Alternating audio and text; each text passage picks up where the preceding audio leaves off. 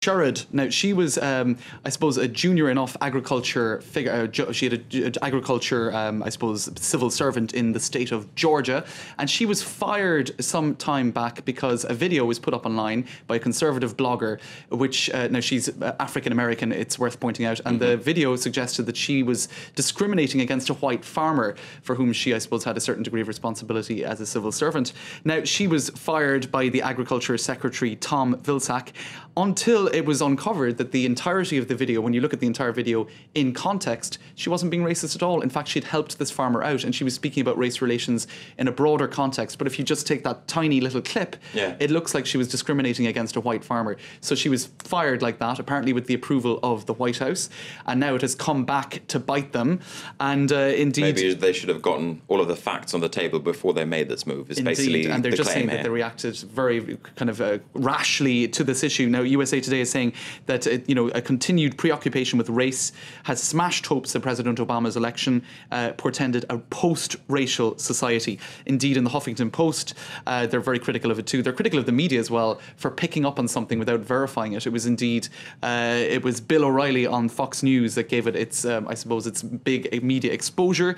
And they say that it was the blogger himself, in fact, who was racist in putting the spin on things, in accusing her of being, I suppose, racist towards whites. They're saying the White House needs to rethink its strategy on race relations and kind of racist issues. Well, it really sort of questions the internet, doesn't it? And how quickly things can spread and the need to verify things and how bloggers can really sort of shape the debates today. Indeed, in a way that isn't verified in proper journalistic fashion, I suppose. Now we'll move on to the Times in South Africa, a man who did his utmost right throughout his life to fight racism and indeed apartheid. And still is. And still is, Desmond Tutu. So he giggled, whooped and threw his hands in the air at a press conference marking his formal retirement. That was yesterday in South Africa. So he's been a major figure, of course, in South Africa for 30 years. He led the Peace and Reconciliation Commission, very vocal critic of apartheid. He won the Nobel Peace Prize. He was also critical of Thabo Mbeki for AIDS denialism. So just in so many different areas, a massive public figure. So he said, "Don't call me, I'll call you." That was a phrase that Nelson Mandela used in his retirement speech. And he said now he will finally have time to serve his wife hot tea early in the morning, as any doting husband should. So I suppose a nice note to finish on. Absolutely. Now, a quick look at the International Herald Tribune. A little-known clause, Marcus, in the Lisbon Treaty allows European citizens, if they collect 1 million signatures across several different states, to propose legislation, or regulations as they're known in EU speak.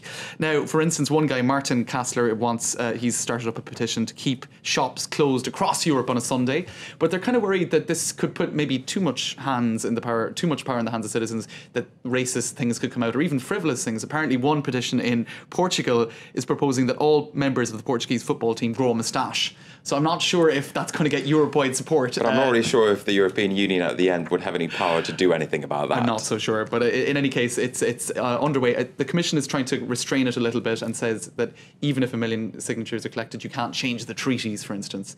I mean, on one hand, though, you can talk about people power here, though. Right. And then how democratic that kind of move would actually be. Exactly. And I guess that's the whole idea underpinning it. Now, we'll finish with the Daily Mail and something for you to be very, very careful of, Marcus. She was a Taiwanese television presenter. Her name is Huang Qing. And a couple of days ago, she was presenting, as you do every morning here on France 24. Yes. And a mosquito flew into her mouth. And she ended up having an asthma attack. They had to go to a 4-minute ad break and she was hospitalized for 24 hours. I think we have some of the photos here. That's the mosquito entering poor Huang Qing's mouth. That's almost too much detail.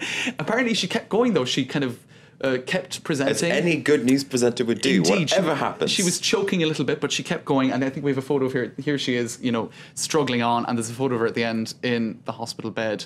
And she said that I never expected a mosquito to have such great power. It really gave me a bad day. As it would do to anyone, I believe. Oh, bless. There she is in the hospital bed. Indeed, with the peace sign. Recovering now at this point, though. Exactly. So watch out, Marcus, for the mosquitoes. That's I all will I'll watch say. out for the mosquitoes. Luckily, there are none around at the moment. None around for the moment. Thanks very much, James, for taking us through the papers this morning. You're watching France 24. You were watching In the Papers, presented by Pullman Hotels.